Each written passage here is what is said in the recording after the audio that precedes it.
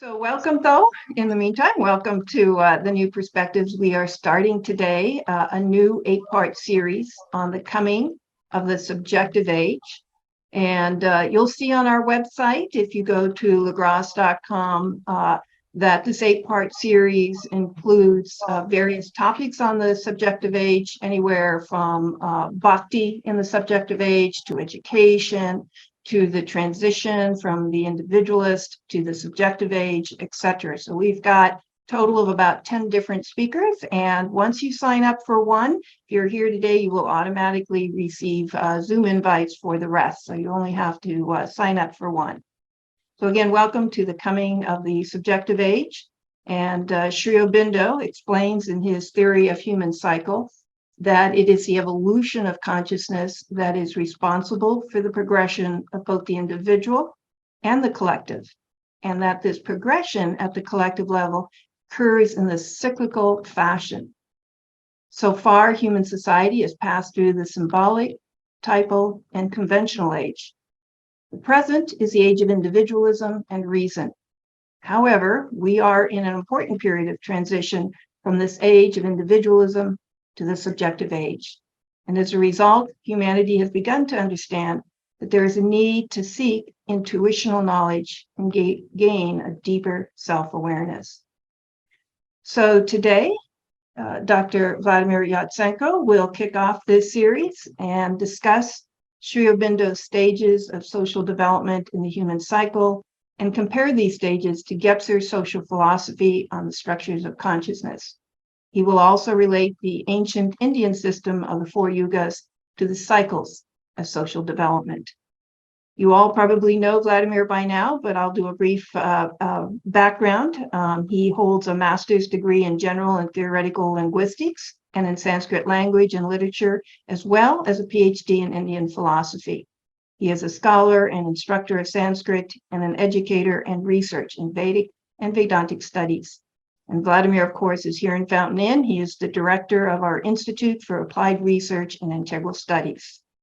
So without further ado, Vladimir, let me hand it over to you. Thank you, Radha. Yes, today we begin the new series on the vision of the coming of the subjective age. There is the whole chapter in the human cycle by Sri Aurobindo, which is called The Coming of the Subjective Age. By the way, I must say that we created the whole audio book, which is very useful for those who want to study the human cycle. So the whole human cycle is recorded, and you can read and at the same time listen to the readings by Narad, which is well done. So you could learn this profound work of Sri Aurobindo on psychology of social development. So I prepared a small PowerPoint presentation, which will be also attached for your perusal later. But here I will project it now. So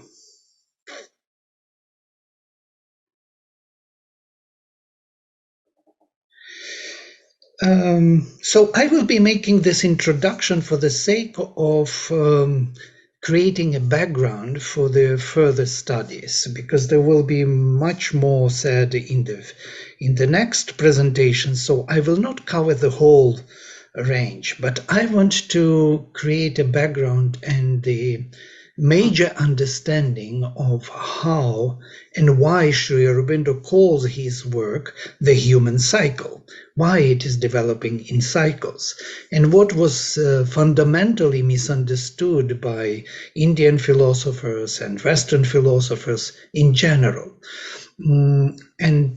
So if we look at these paradigm shifts, which I will be mentioning today, there will be several of them. The ancient Indian system, Sri Aurobindo's system of psychology of social development, Gebser's system of his the ever-present origin work, and the even Marxist theory. We will look into all of these if we have enough time and analyze this cyclic development. So the cyclic development comes actually from the ancient Indian system of yugas, of kalpas, manvantaras, and yugas.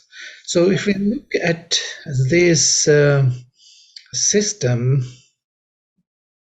we will see that it is always seen as fourfold. This fourfold development is taken into many different frameworks. First of all, each manvantara, there are 14 manvantaras in one kalpa, this is a huge period of time, has Mahayugas, 4 Mahayugas. And these 4 Mahayugas are split into smaller yugas. And these yugas are Satya, Treta, Dvapara, and Kali Yuga.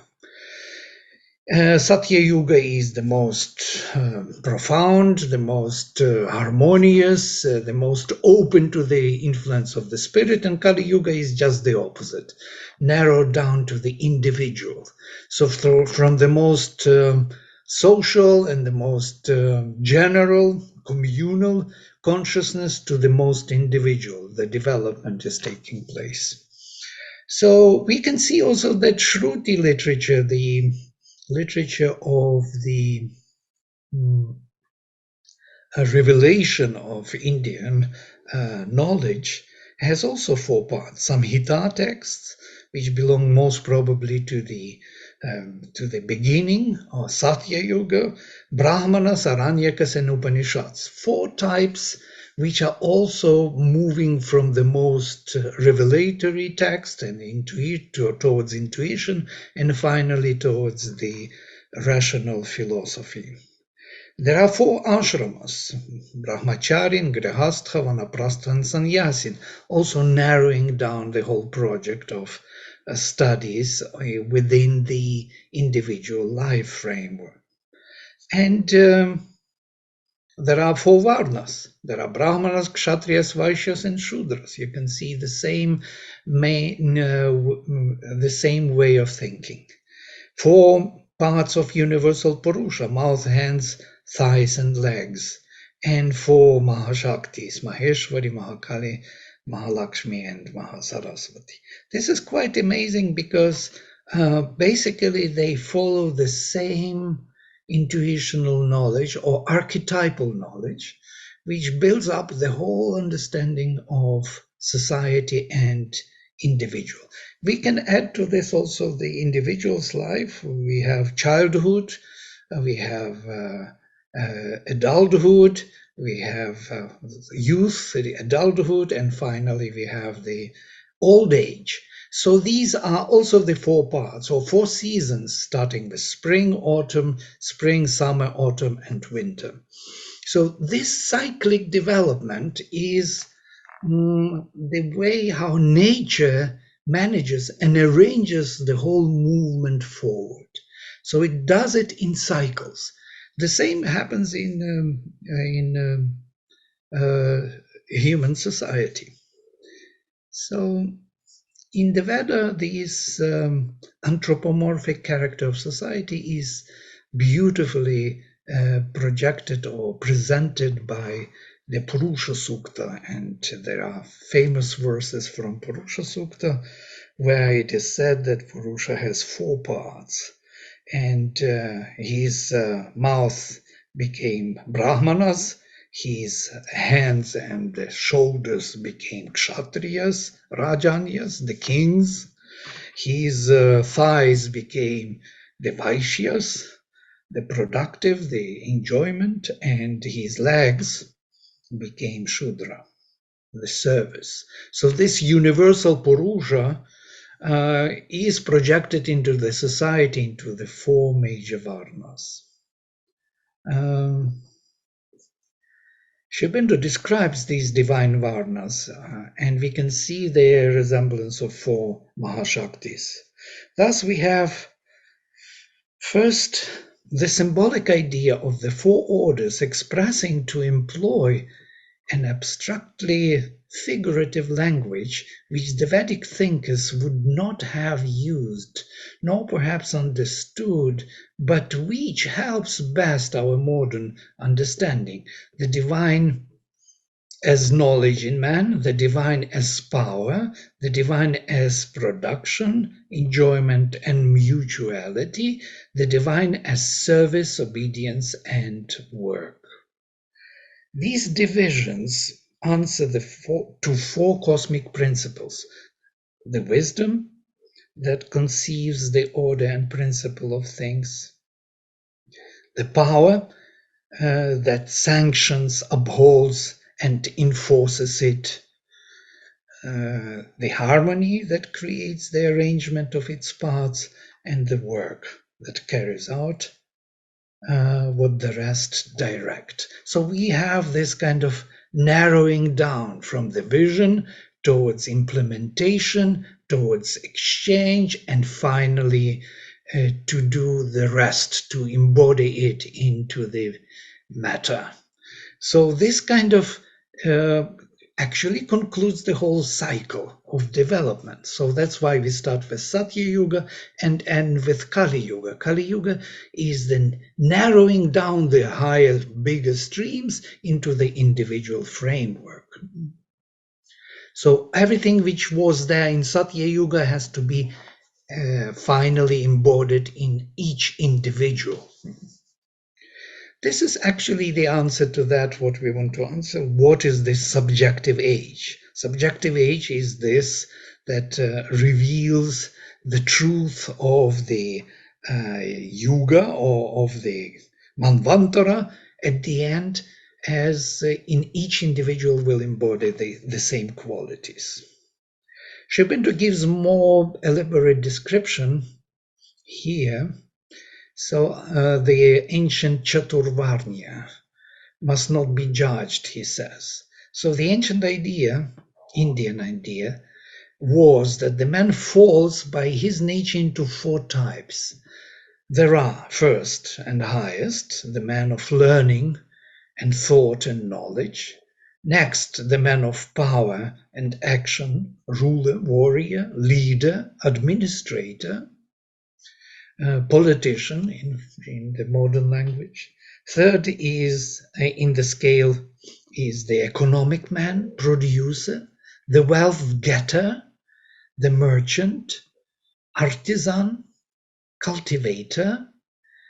These were twice born. These three were twice born who received the initiation, Brahmin, Kshatriya, and Vaishya. And the last came, the more undeveloped type, not yet fit for these steps of scale, unintellectual, without force, incapable of creation or intelligent production, the man fit only for unskilled labor and manual service, the Shudra, one who has to support all those activities of the higher Varnas.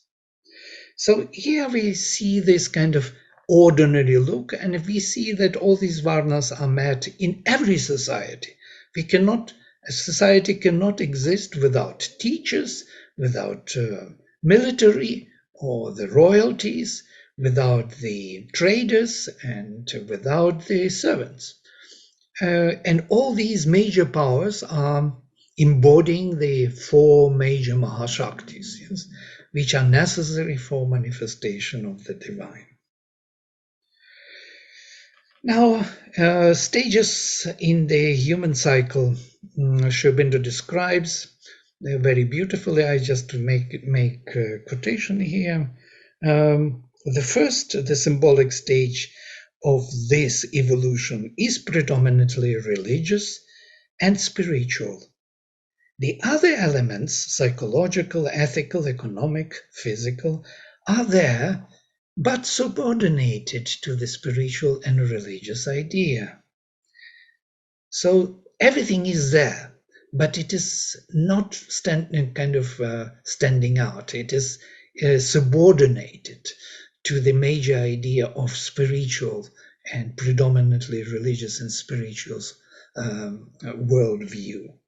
The second stage, which we may call the typal, is predominantly psychological and ethical. All else, even the spiritual and religious, is subordinate to the psychological idea and to the ethical idea which expresses it. Religion becomes then a mystic sanction for the ethical motive and discipline, dharma. This is the stage in which we develop the idea of dharma, that becomes its chief social utility. And for the rest, it takes a more and more otherworldly turn, so that spirituality becomes some kind of beyond, transcendental. The idea of the direct expression of the divine being or cosmic principle in man ceases to dominate or to be the leader and in the forefront.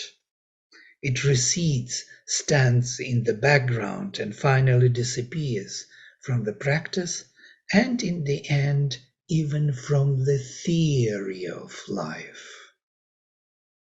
So it disappears, we see it how it disappeared in our time. This typal stage creates the great social ideals which remain impressed upon the human mind even when the stage itself is past. For the typal passes naturally into the conventional stage. The conventional stage of human society is born when the external supports the outward expressions of the spirit or the ideal become more important than the ideal. The body or even the clothes more important than the person. The presentation becomes more important than the truth behind it. The tendency of the conventional age of society is to fix, to arrange firmly, to formalize, to erect a system of rigid grades and hierarchies, to stereotype religion, to bind education and training to a traditional and unchangeable form, to mechanize everything, to make it mechanical, to subject thought to infallible authorities, to cast a stamp of finality on what seems to it the finished life of man. So to create a model, a framework within which everything works, the law. Now transition from the individualistic to subjective age. So this all results in the individualistic age. And so individualistic age is narrowing down to, and it starts with Renaissance in Europe, as we know it. It starts a little earlier with Greeks coming to the picture of the development with their Socrates, with mental structure. We will come to it in the Gebserian description. So individualistic age is then a radical attempt of mankind to discover the truth and law both of individual being and of the world to which the individual belongs. A revolutionary reconstruction of religion, philosophy, science, art, and society is the last inevitable outcome. It proceeds at first by the light of the individual mind and reason, but it must go from the individual to the universal. For the effort of the individual soon shows him that he cannot securely discover the truth and law of his own being without discovering some universal law and truth to which he can relate. He can relate it. In modern times, it has taken the form of a clear and potent physical science. But after a time, it must become apparent that the knowledge of the physical world is not the whole knowledge. It must appear that man is a mental as well as the physical and vital being, and even much more essentially mental than physical or vital. Man, Yeah, mental being. It's quite interesting. Manushya, from manos, mind. Even though his psychology is strongly affected and limited by the physical being and environment, it is not at its roots determined by them. His economic state and social institutions are themselves governed by his psychological demand on the possibilities, circumstances, tendencies created by the relation between the mind and soul of humanity and its life and body.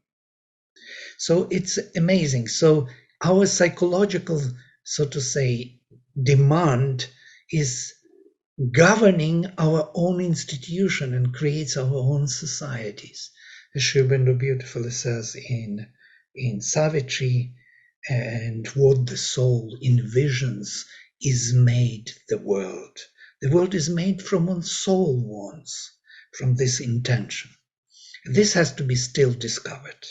Therefore, to find the truth of things and the law of his being, he must go deeper and fathom the subjective secret of himself and things, as well as their objective forms and surroundings.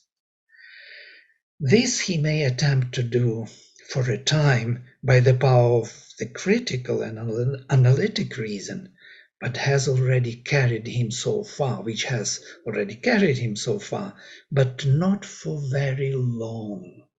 There will be a shift. This would not be sufficient anymore, the critical and analytic reason. So the coming of subjective age, I call this slide. It is citing from this chapter. The need of a deeper knowledge must then turn him to the discovery of new powers and means within himself. He finds that he can only know himself entirely by becoming actively self-conscious and not merely self-critical, as it is in the individualist age or the age of reason. By more and more living in his soul and acting out of it rather than floundering on surfaces. In this process, the rationalistic ideal begins to subject itself to the ideal of intuitional knowledge and a deeper self-awareness. All these tendencies, though in a crude, initial, and ill-developed form, are manifest now in the world and are growing from day to day with a significant rapidity. It's already happening. Meanwhile, the nascent subjectivism preparative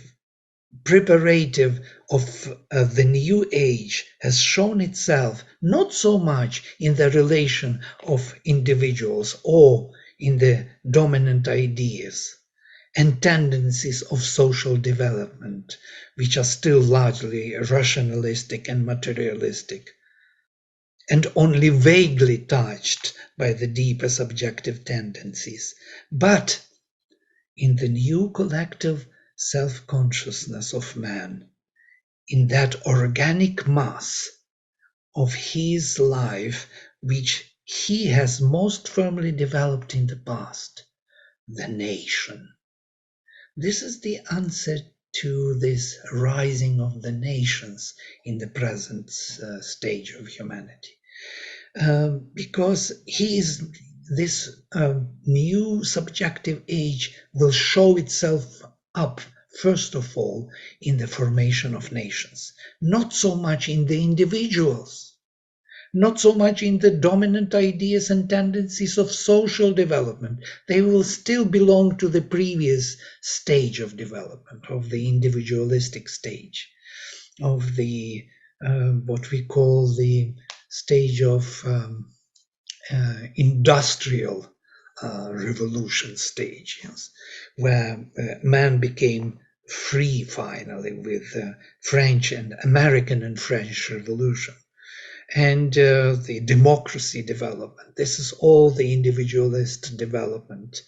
But the formation of nations is taking place now, and this is the first form of which shows that subjective age is arriving or arising.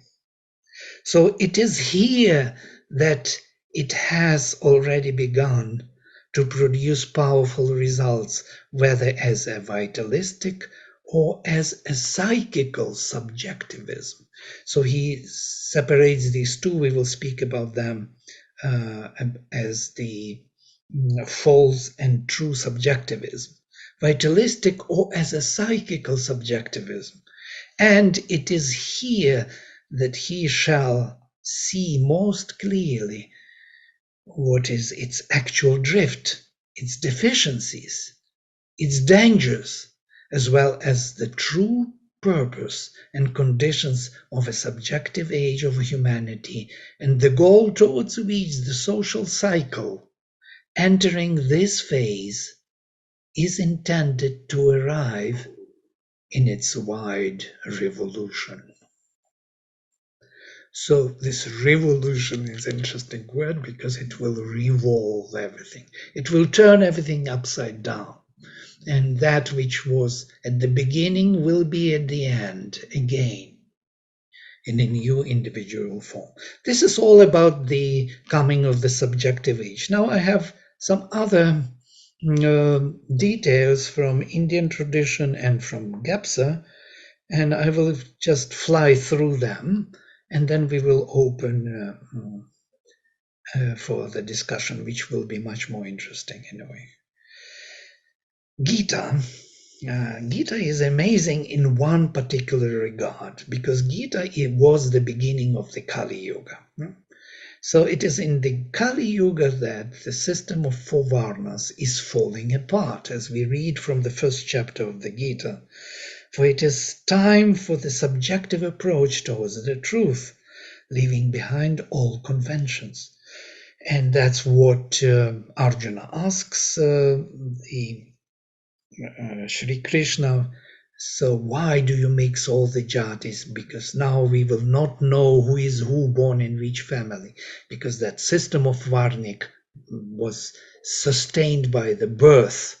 Yes, so when you're born in the family of Brahmins, you're Brahmin. In the family of Kshatriyas, you're Kshatriya. So that was the indication of the true birth. But now if the Varnas are mixed, how would you know who is who? How would we know socially in the structure? We can't know.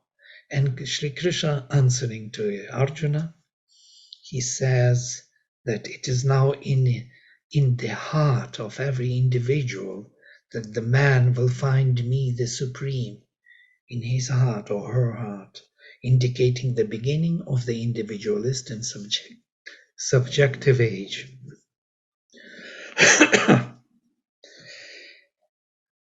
Even if one is ill-behaved, but found love in his heart for me, says Krishna, he should be considered sadhu, for he made a right choice.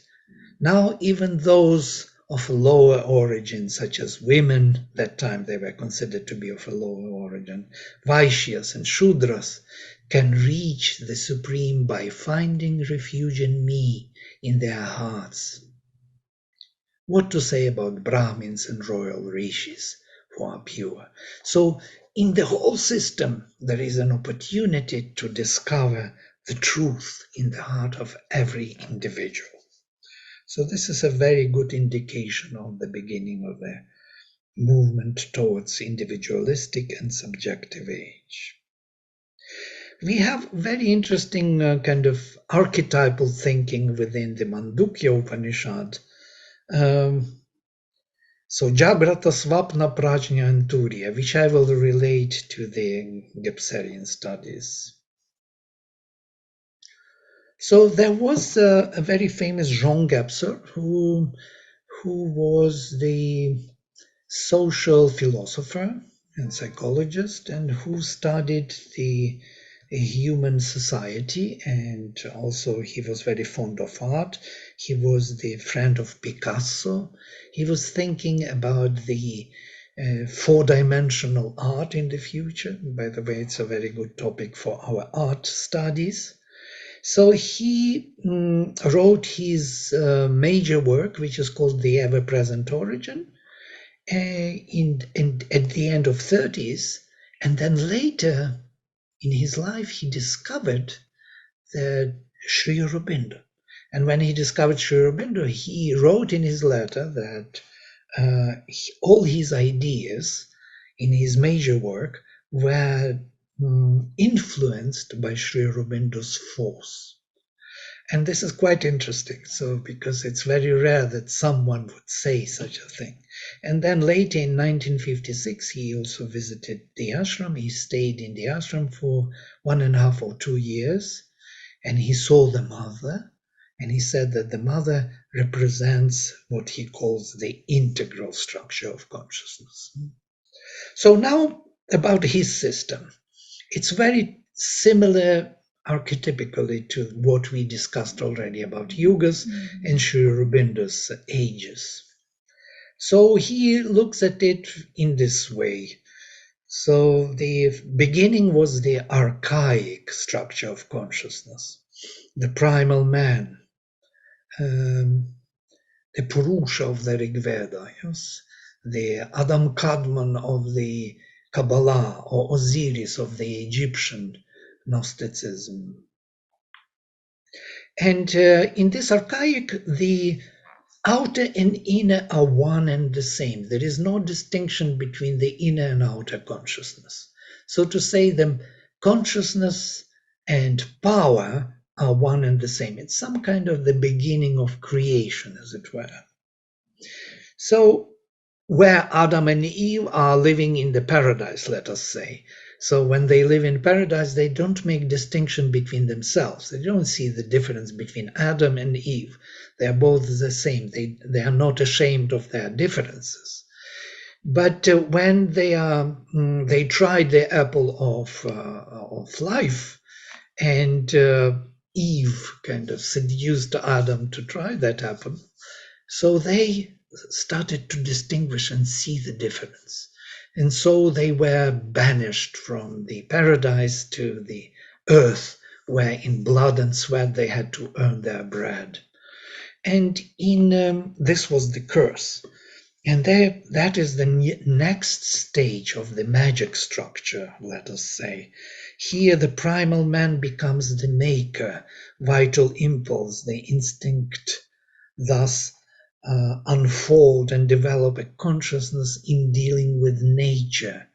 Witchcraft, sorcery, totem, taboo are the natural means of freeing himself from nature. So it's approximately 10,000 BC according to Gebser. So when these Adam and Eve were kind of speaking symbolically banished from paradise, they met another nature, another kind of environment in which they lived and with which they identified themselves totally, because they are used to this identification.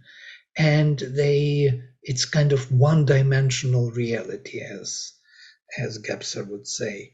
So there is no yet difference within the inner and outer. It is still unclear. It is there already, but it is unclear. That's why the witchcraft and sorcery and curses, because the person who lives in this structure of consciousness believes that the nature is the extension of his own body, that he is the body of nature. That difference is not yet made, that he is an individual. He is not yet an individual. So in the mythical structure, by the way, he gives a very beautiful description of the Aboriginal tribes who are going hunting, and before they are going hunting, they are making the antelope in the morning on the sand near the sea, and the picture, they dance around, then they put the arrow into the neck of the drawn antelope. They take the arrow as if the ray of the sun and put into the neck, and then they go hunting. Once they hunt, they kill the antelope, they bring to this place, they kill in the same place in the neck with the arrow, they put on this picture, and they dance again around, and then they eat. For them, the ray, the antelope, the sun, the arrow, them are part of one system. That's why they do all this. It's important for them to kind of obey the oneness of nature. The magic structure is bringing into our consciousness this perception of oneness of nature. The mythical is a big change and shift. The mythical brings the awareness of the inner life of the soul, the psychic being, as it were, the inner being, its history and its origin, the primal myth, where we are coming from. Suddenly we have a mythology, language, word. Word comes with mythical structure. And we start speaking that we came from elsewhere to this nature. We are not from here. We are from elsewhere, and we have to return back to our origin. So it creates two-dimensional structure, the duality. We are not from here. And you can see all the religions are following this. There are monks, monasteries. They prohibit life of the nature. They want us to return to Advaita Vedanta. We all have to come back to Mukti, the idea of liberation, and return to the spirit. Yeah, the prodigal son returns. We have to come back to our origin, to our home. So our home is not here. We are here by mistake or by some kind of chance. Yeah? So we have to return. This is the mythical structure. Then there is a new structure appears, which is called mental structure, according to Gebser. It individualizes man and his previously valid world, emphasizing his singularity and making his ego possible, as it were. It introduces a perspectival perception of the world. It's approximately, you see, 13, 14, 16th century AD. By spatializing time perception, we see time as a movement of space. It represents life by conceptualizing it, distancing man from his own nature. What is happening here is quite interesting. Petrarca, for example, was first considered to be the first tourist in Europe because he was traveling only for the sake of viewing things, yes, not for any other sake. So when Petrarca went to the Alps, to the tops of the Alps, of the mountains, he overviewed the whole space around. He saw that space continues there far away and there far away in every direction. And he was so taken by it that he wrote a letter to God saying, God, I saw this beautiful nature, and in that moment I forgot about you. Forgive me, please, that I forgot about you by viewing nature. So this kind of nature being actualized, being brought back to the consciousness as objectively existing, is the beginning of this mental awareness or rational awareness of us as objective beings. Three-dimensional reality. There are more examples there. I have no time to dwell on them, but it gives you a sense of that. Before that, we perceived the world very differently, not objectively. It was a subjective perception. But now we view it objectively. We view ourselves objectively. How we look, we take care of our appearance too much. Before it wasn't so. It wasn't so important. Yeah? We view our body, our anatomy, our biology, we study our brain, we look at it objectively, we look at ourselves as objective beings. And this is the most significant contribution of mental structure. And it is very critical and destructive because it looks at everything as objective existence. So as Gebser says, it has to be very brief because it will destroy the world. And we see how this age of our rational age is destroying the world. Yeah, we are in the time of the great extinction of species. We destroy the whole world with our industries, with our economies, with our global warming. This is all the result of this mental structure. And finally, and why it is needed for one reason, as Gebser says, to redirect the mythical structure, which was always past-oriented, towards the origin where we came. We have to return towards the future. It reorients our inner self towards the future. And so integral structure becomes possible. That subjective age becomes possible. So here I will stop with these overviews, most probably, because I want to keep some time for us.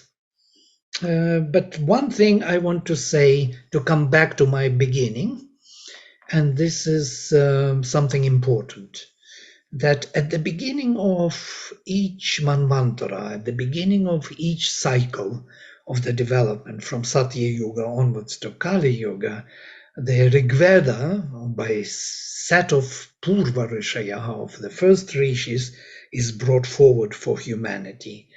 And it's amazing that when we study the Rigveda, we notice that the Rigveda does not fit into any of these structures.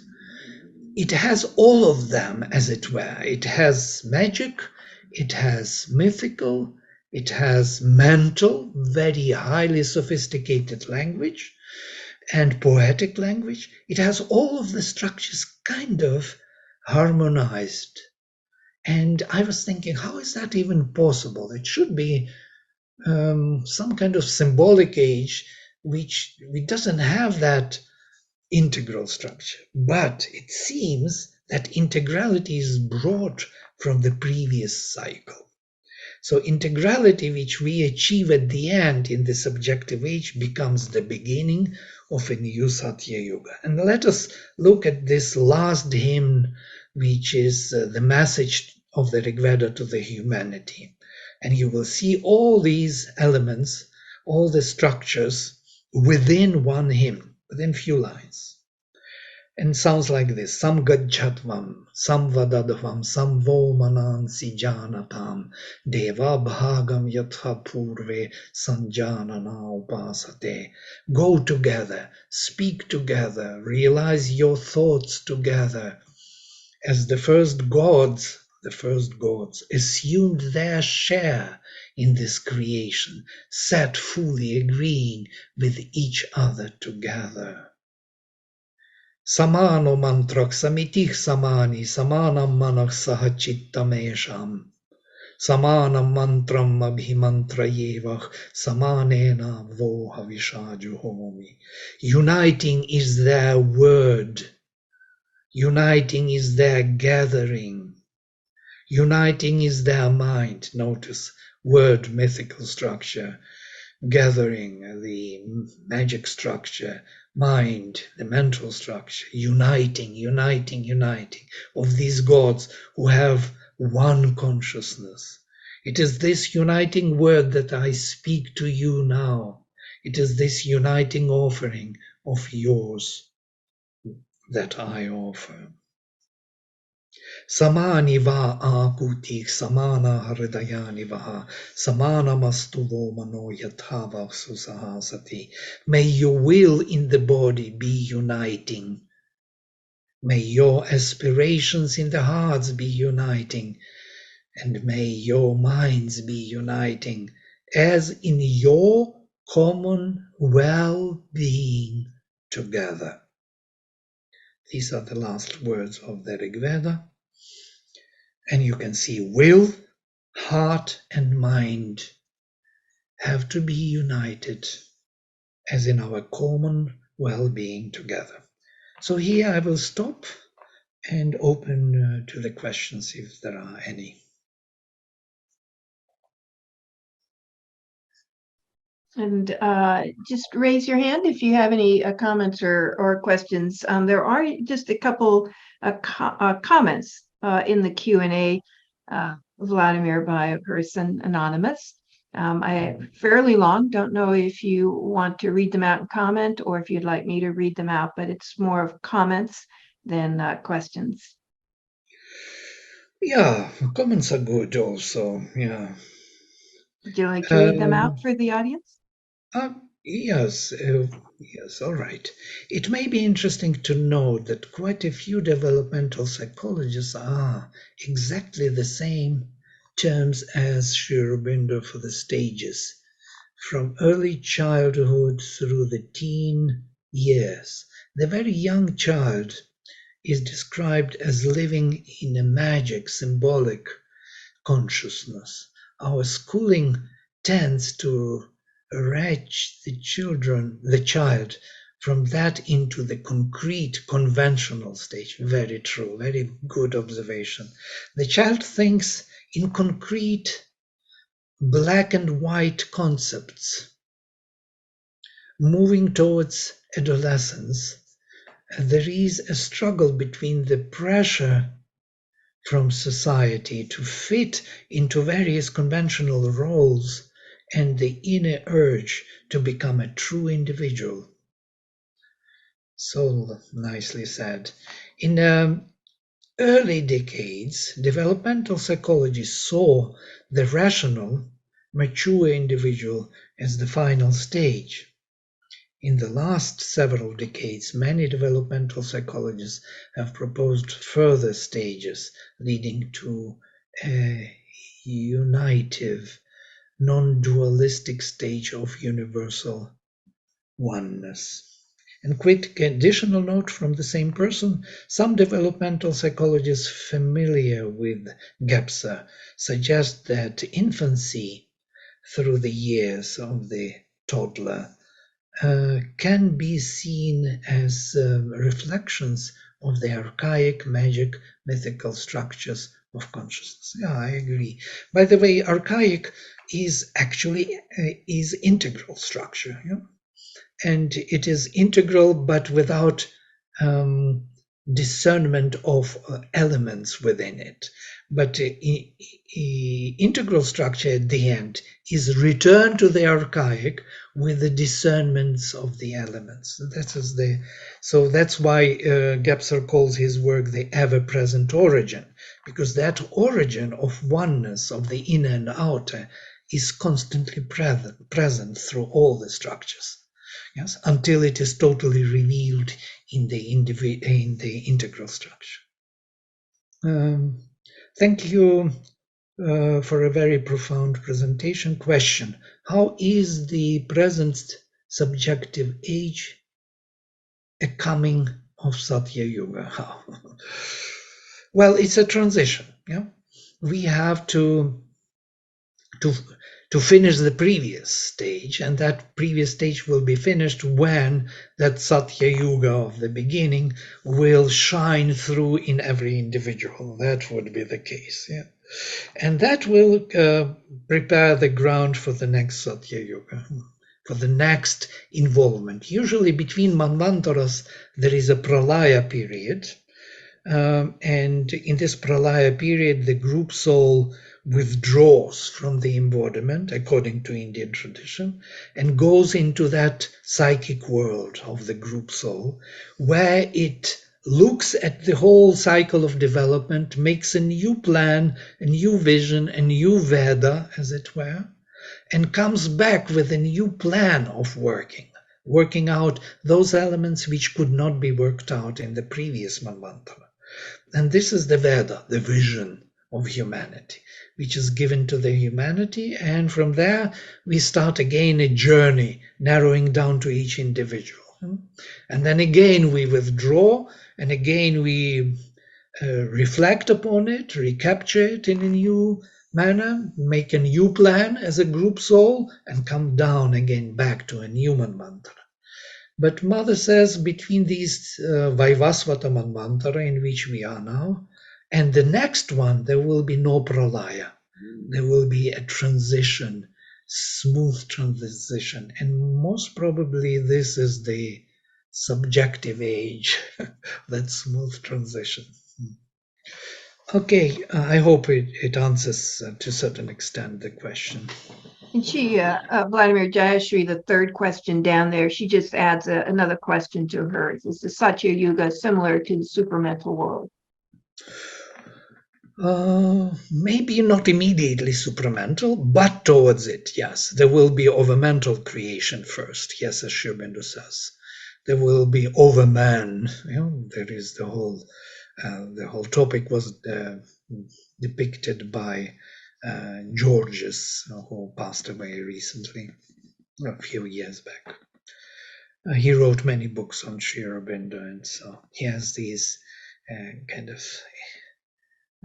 the whole book dedicated to this transition from the human beings towards the supramental beings. There will be the mind of light has to possess the human mind first.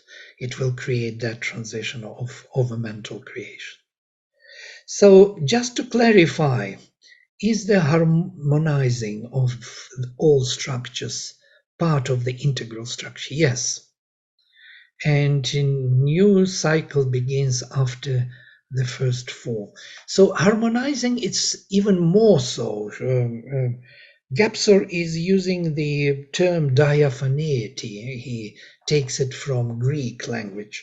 Diaphaneity, transparency. So all the contributors, all the structures become efficient contributors and not deficient anymore. Because in the mental structure, in the critical, it does not permit any other structure to shine through. It criticizes them, it removes them. So the same as it happened in Europe with fight between the religion and science. Yes, the Inquisition and science was, banishing religion, and nobody believes in religion. Scientists, they have totally different mind, though they go to church secretly. And so these structures are becoming efficient contributors in this transparent new framework of the integral structure. In the integral, they are all finding their proper place. Magic structure supports the oneness with nature. The mythical structure supports the true divine presence in nature. Notice how beautifully they are. And mental structure is like a sharp razor instrument which can distinguish all the elements and work upon them and put them in the right position to each other. So all these instruments are gathered finally in the integral structure and become efficient contributors. Very nicely explained from the human cycle. We have started this book with the ashram teachers Amal Kirhan and Nirod Baran during 1970. Still, same question arises in my heart. Are we moving towards subjective age, apparently looking at the world going through conflicts, recollecting the sweet memories of ashram teachers? Excellent talk. So, yes, and Sri Aurobindo speaks about this, by the way, in the very chapter we quoted. Of course, we could not read the whole chapter. He says that, truly speaking, from the conventional age, when we come to the individualist age, there is a kind of a temptation many times, because individualistically we not yet developed totally, there is always a temptation to fall back into the convention, because convention was a safe ground. which was not demanding from individual much, which was not pushing him to progress. It was giving him a right place. You belong here. You're secured. It was providing a security. And that security is lacking in the individualist and subjective age. And many weaker individuals want to fall back into the truth of old, yes, from before. And this happens, and we can see this in the world. Many of the systems try to come back to that feudal or that Tsar or whatever empires try to like Russian Empire nowadays tries to enlarge itself, come back to its own size, fighting against Ukraine, taking the lands. Why? Because it's more convenient to be in that conventional, that prehistoric age than to develop individually. When individuals are not developed, they have a tendency for the security of the conventional age. There's one more question. How do we equip ourselves so that we don't stop short on our journey to the subjective age? We are already moving all. We have to only discover a deeper self in us, not to be stuck with our desires and preferences and vital, needs, what is nowadays promoted so much, so that comforts and money and desires have to be fulfilled, as it were. So it is not our aim, it is our means. But our aim is to discover a deeper truth within ourselves. And if we are not totally satisfied with only outer means, then we are looking for a deeper answer, for a deeper connection. Great talk explaining the terms in a great way. I loved how the word Manushya explained as mental being. Yes, Sri Aurobindo speaks about this. Man, mind, Manushya, Manas, and vital. A vital being is more animal in us, yeah? Sri Aurobindo calls human beings half beast, half God. We inherited the animal nature, all this body, physical and vital, but we have also acquired a new quality of the mental being. Mental being gives us a free will. We can choose how to evolve and develop.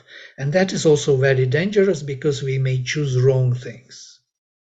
My question is, if you could please explain ongoing deeper, is that a mental stage? Yes, about the mind.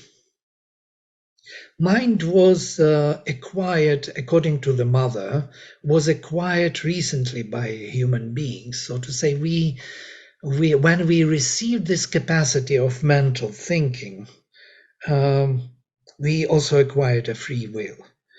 And that free will we could use for our development, says the mother, but unfortunately we traded it for the power, intermediary power of money and wealth. And that power of money and wealth started to regulate our free will. So this is mother's explanation, which is profound, but I'm not going deep into it now at the end of our talk. But the mental capacity of choosing the path, choosing the your own way of dealing with reality, even if it is harmful to you, yes, is a higher capacity of which is connected to the supermind already. Sri Aurobindo says, in order to understand how mind functions, we have to discover the supermind. And so we could see that mind is as a projection of the supermind and its presence in the midst of our animal nature. Animals do not have developed mind. Yes, they have partially developed mind, but not conceptual mind, not the rational mind, not the rational conceptual thinking and word. Word is another major characteristic of the mind. In the Rig Veda, Vamadeva says, Aham Manur Abhavam. I became Manu, the mental being, Suryash and Surya. And it's interesting that he mentions Manu and Surya in one line, because Manu is our matrix, mental matrix for all humanity, which actually defines us as human beings. And on the other hand, he became Surya. Surya is the supermind. So the mind and the supermind are going together. And that is the great mystery which we will uncover in the future. So thank you for your nice questions. And thanks, Vladimir. We also have Jayanti that's joined us today on the panel. And Jayanti is going to be joining us as part of this 8-part series and speaking on education in the subjective age. So just wanted to welcome you, Jayanti, and just to give you an opportunity to share anything that you would like or any comments before we end here. And you are muted, so you would have to unmute yourself. Unmute, no? Okay, no.